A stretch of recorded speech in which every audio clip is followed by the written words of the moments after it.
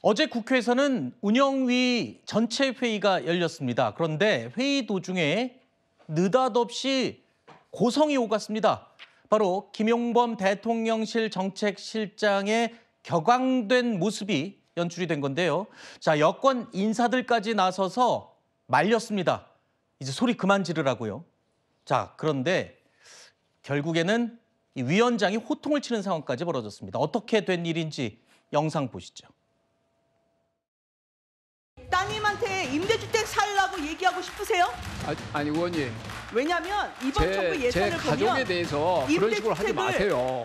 따님을 뭐라 하는 게 아니에요. 국민들을 가족처럼 생각한다면 정책 대출을 그렇게 줄여놓으면 청년들 월세, 그다음에 청년들 임대주택 가라는 거예요? 왜 전세를 못 가게 그렇게 막으시냐는 겁니다. 우리 딸을 거명해서 꼭 그렇게까지 할 필요가 없고요. 청년들을 위한 대출 줄인 거 없습니다. 뭘 줄였습니까? 의원님 어떻게 그때 가족을 그냥 막 엮어가지고 그렇게 말씀하세요? 가족이 엮는 게 아니라 역지사지로. 제 딸도요. 정리해 주세요. 그걸 엮고 있는 건 실장님이십니다. 자, 의원님이 다음은 엮었잖아요. 아니 제 딸이 전세 그 대표도 한다고 그런 식으로 말씀하셨잖아요. 저 적당히 하세요. 공직자 아버지 둬가지고 뭐 평생 눈치 보고 살면서 전세 부족해서 그런 딸에게 자, 무슨 정책실장님. 무슨 말씀이세요 지금 의원님? 정책실장님. 정책실장. 들어가 있다고. 지금 말씀하시면 의원님. 하지 말라니까. 가만 있어. 가만 있어봐. 가만 있어. 정책실장. 가만 있어봐. 안 된다니까. 가만 있어. 가만 있어봐요. 정책실장. 지금 뭐 하는 겁니까? 여기 정책실장 화내는 거는 것입니까? 공부합니다. 자, 어제 국회 운영위원회 전체 회의 이 자리는요. 국회의원들이 이 정책실장에게 정부의 부동산 대책에 대해서 질의를 하는 그런 자리였습니다. 자, 그 과정에서 국민의힘 김은혜 의원이 김용범 정책실장을 향해서 딸을 언급한 겁니다. 딸이 최근에 전셋집을 얻었는데 이 전셋집을 구하는 자금을 어떻게 구했느냐 이런 과정을 설명을 한 겁니다. 자, 그러자 김용범 정책실장이요. 매우 격한 반응을 보인 겁니다. 앞서 보셨죠? 자, 옆에 앉아있던 우상호 정무수석이 적극적으로 말렸습니다. 하지만 소용이 없을 정도였고 결국에는 김병기 운영위원장, 민주당 소속이죠. 김병기 운영위원장이 호통을 친 뒤에야 멈춘 겁니다. 대변인님, 저도 딸이 있지만 누가 가족을 얘기를 한다. 그러면 뭐 격앙되는 건 저도 감정적으로는 충분히 이해가 됩니다. 그런 말도 있잖아요. 가족은 건드리는 거 아니다. 그런데 그건 이제 개인적인 사정인 거고 저 자리가 국회 운영위원회 전체 회의고 지금 정부 운영에 관한 얘기를 묻는 자리인데 그리고 또 정책실장 아닙니까? 대통령실에.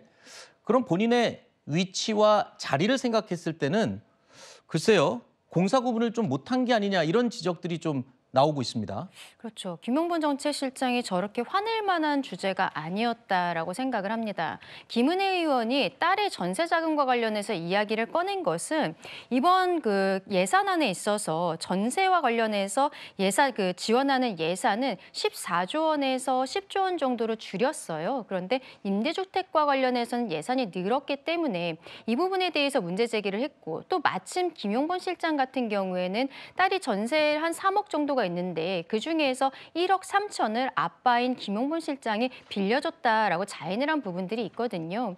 부모로부터 돈을 빌릴 수 없는, 지원을 받을 수 없는 다른 청년들의 박탈감 그리고 이번에 11호 부동산 대책에 있어서의 문제점 이런 것들을 지적을 하고 있는데 저런 형태로 감정적으로 격앙된 모습을 보이는 것은 글쎄요. 전 국민들께 딸바보라는 것은 드러냈을지 모르겠습니다만 객관적으로 여기에 대해서 설명을 해야 되는 의무가 있는 정책실장 으로서의 자리는 좀 맞지 않는 것이 아니냐. 오히려 국민을 무시하는 듯한 태도라고 보여야 될 것 같습니다. 네.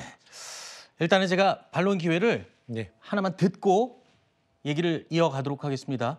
앞서 말씀드린 것처럼 어제 충돌은 김은혜 의원이 김용범 실장의 딸 전세 자금 문제를 물으면서 이렇게 격앙이 된 건데요.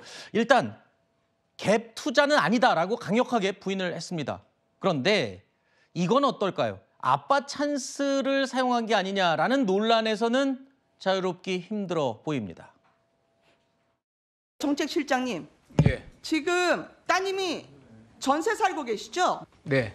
전세금은 누가 모은 겁니까? 딸이 여기 저축을 한 게 있고요. 제가 좀 지금 빌려준 게 있습니다. 그러면 실장님은 일명 이 정부가 얘기하는 갭 투자로 집을 사셨죠? 아닙니다. 갭투자 아닙니다. 자, 제가 잠깐만요. 중도금 다 치러서 한 겁니다. 자, 그러니까 김용범 실장은 본인에 대해서 갭 투자 논란을 지적하자 이건 절대 아니다. 내가 중도금 다 내고 한 거다라고 부인을 했습니다. 하지만 앞서 김은혜 의원이 지적했던 딸의 전세 자금 문제에 대해서는 인정을 했습니다. 돈을 보태줬다고. 최근에 지금 부동산 정책이 강력하게 실시가 되면서 집을 사지 못하고 있는, 대출을 받지 못해서 집을 못 사고 있는 국민들이 들을 때는 그렇게 편한 얘기는 아닌 것 같습니다. 글쎄요. 근데 김용범 실장의 아까 봤던 태도에 대해서는 저는 부적절했다고 지적하고 그래요? 싶습니다만 네. 내용에 있어서는 저는 충분히 공감할 만한, 김용범 실장이 억울하고 화낼 만하다라는 생각도 있습니다. 그래요? 왜냐하면은 지금 그 전세금이 3억이잖아요. 네. 3억 원 정도의 집이라면 지금 이번에 정부의 강력한 규제 대책 속에 포함되지 않습니다. 네. 저 정도의 집을 사고 싶은 사람들은 지금 대출을 받을 수 있도록 해놨고요. 그렇기 때문에 김은혜 의원이 지금 지적하고 있는 무슨 청년 대출 막아놓고 따님은 뭐 아빠 찬스 쓴 거 아니냐, 이게 전 논리가 성립이 안 된다는 거죠. 근데 아빠 찬스 쓴 건 맞잖아요. 아니, 따님 정도의 집을 구하고 싶은 사람들은 지금 대출길이 다 열려 있어요. 생애 최초 주택, 청년 주택은 저 정도의 그 15억 원 이하의 집에 네. 6억 원까지의 대출은 열려 있기 때문에 할 수 있다는 거죠. 그렇기 때문에 만약에 그 다른 청년들이 저 정도의 집을 아예 대출도 아예 못 사게 막아놨는데 여기는 김용범 실장 아빠가 있기 때문에 돈을 빌렸으니 그건 아빠 찬스라고 비판을 받을 수 있죠. 하지만 지금 열려 있다니까요. 그러니까 돈이 있는 상황, 집에서 빌려주는 거를 갖고 너는 대출도 열려 있으니까 그러면 그렇지 않은 사람들은 이 대출을 받으면 되는 것 아니냐라는 논리가 성립되잖아요. 그렇기 때문에 그런 측면에서 억울할 수 있다는 말씀을 드리고, 그리고 김은혜 의원이 아까 임대주택 예산 늘렸다, 따님은 임대주택 보내고 싶냐 이런 질문하는 게 네. 적절하지 않습니까? 임대주택 그 정책 지원을 늘리는 게 왜 나쁜 겁니까? 그러면서 그 임대주택 지원 늘린 거에 대해서 따님도 거기 가서 살라고 하는 식으로 얘기하는 것 자체는 저건 부적절했다고 봐요. 다만 그런 지적들, 그런 공격들을 하더라도 김용범 실장이 굳이 저렇게 화를 내면서 할 필요는 없죠. 네. 차분하게 이야기를 했으면 되는데, 심지어 차분하게 이야기하지 못할 때 우상호 정무석이, 우리가 영상에는 안 나왔습니다만 옆에서 팔로 계속 와가면서 제지를 했거든요. 네. 그렇게 제지를 하면 멈췄어야죠. 근데 멈추지 않고 계속 얘기를 하니까 국민들에게 이게 논란이 되고 왜 이런 일이 있었지 하고 더 주목하게 되고 부동산 정책도 문제가 있었나 하고 들여다보게 되는 여지를 준 것이기 때문에 네. 태도에 있어서는 좀 매우 부적절했다고 생각합니다. 그러니까 지금 부의장님 말씀대로라면 충분히 이 대출 규제에 해당되지 않는 딸의 집이기 때문에 그냥 차분히 얘기를 했으면 될 걸, 가족 문제 건드렸다고 격분을 한 부분 때문에 그런 논리적으로 설명이 되는 얘기까지도 지금 비난을 받고 그렇죠. 마치 안 되는 걸 된 것처럼 아빠 찬스를 쓴 부분을 지적받고 있다. 그 부분이 안타깝다, 이렇게 지금 얘기를 해주셨군요. 대통령실 정책실장의 고성, 지금 어제 큰 이슈가 됐습니다. 그래서 오늘까지 이렇게 논란이 되고 있는데요. 자, 그렇다면 이건 어떨까요? 서민들은 이 내 집 한 채 마련하기 힘든 게 사실입니다, 요즘. 그런데 고위공직자들은 어떤지 상황을 나타내는 조사 결과가 나왔습니다. 고위공직자들의 48.8%는 집이 2채 이상 있는 것으로 확인이 됐습니다. 특히 강남구청장은요, 총 42채를 보유하고 있었고요. 박민규 민주당 의원은 13채를 보유한 것으로 나타났습니다. 자, 이게 공식적인 자료를 토대로 발표가 된 건데 네. 다른 때면 모르겠습니다만 요즘 같은 시기에는 국민들이 저걸 보고 그리 기분이 좋을 것 같지는 않습니다. 그렇죠. 11호 그 부동산 대책에 대해서 정부에서 발표를 했을 때 그때 민주당과 지금 정부의 고위층들이 가지고 있었던 여러 가지 갭 투자 의혹들이라든지 이런 것들이 많이 나왔습니다. 그런데 결국에는 부동산을 챙기고 그리고 직을 던지는 국토부 차관까지 나오는 상황이었고, 김병기 원내대표 같은 경우에도 장미 아파트에 대한 문제에 대해서 지금은 이야기가 조용해진 상황인 것이죠. 이러한 것들이 어떻게 어떻게 보면은 사회 지도층으로서 이번 정부에서 첫 번째 나온 부동산 대책에 힘을 실어줘야 되는 사람들인데 오히려 힘을 빼고 있는 것이 아닌가라는 생각이 드는 것입니다. 네. 김용범 정책실장의 경우에도 조금 아까 딸 이야기를 하면서 본인은 갭 투자가 아니다라고 이야기를 했습니다만 조합원 입주권을 한 2000년 정도에 4억 원에 샀어요. 그런데 이게 현재는 조합원 재건축이 다 끝나고 시세가 30억 원짜리 아파트가 된 것입니다. 실거주를 하지 않았기 때문에 지금 11호 부동산 대책에 의하면 이런 형태의 부동산 취득도 어려운 상황이 되어버렸거든요. 결국에는 그때나 지금이나 국민들께서는 가질 사람들은 이미 다 가졌는데 서민들은 못 가지게 하는 이런 정책에 문제가 있는 것 아니냐. 네. 임대주택을 늘리기보다는 전세를 통해서 자가를 가질 수 있도록 이러한 정책들을 활성화시켜야 되는 것이 아니냐는 이야기들이 나오고 있는 것이죠. 그럼에도 불구하고 대통령실 정책실장이 국회에서 저런 모습을 보인 것은 굉장히 유감이다라고 다시 한번 말씀드립니다. 알겠습니다.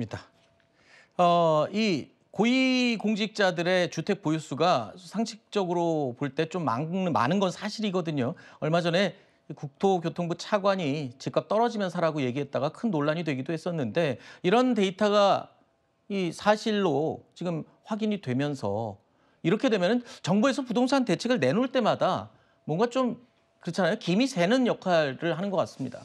국민들이 느낄 때 좀 박탈감을 느끼실 수 있겠죠. 네. 물론 저 국민의힘 소속 강남구청장이나 민주당 소속 의원이나 저 두 분 다 지금 들여다보면 아파트는 한 채씩이시고 다 또 오피스텔입니다. 그러니까 네. 뭐 그렇기 때문에 뭐 아파트 가격을 좀 안정화시키기 위한 정부의 정책과 뭐 완전 역행한다라고 또 엄밀히 보면 따져보기는 또 뭐 애매한 부분이 좀 있습니다만 그럼에도 불구하고 말씀하신 것처럼 고위공직자들이 저렇게 많은 재산을 갖고 있고 많은 부동산을 보유하고 있는 상황 속에서 서민들은 한 채 사는 걸 좀 어렵게 하는 그런 정책들에 대해서는 반감을 가질 수 있죠. 그렇기 때문에 네. 글쎄요. 그렇다고 해서 정부에서 고위공직자들에게 다 한 채만 남기고 또 뭐 정리하라라고 할 수는 없는 것이기 때문에 네. 그런 부분에 있어서는 고위공직자들이 본인이 알아서 처신해야 되는 문제라고 생각합니다. 알겠습니다.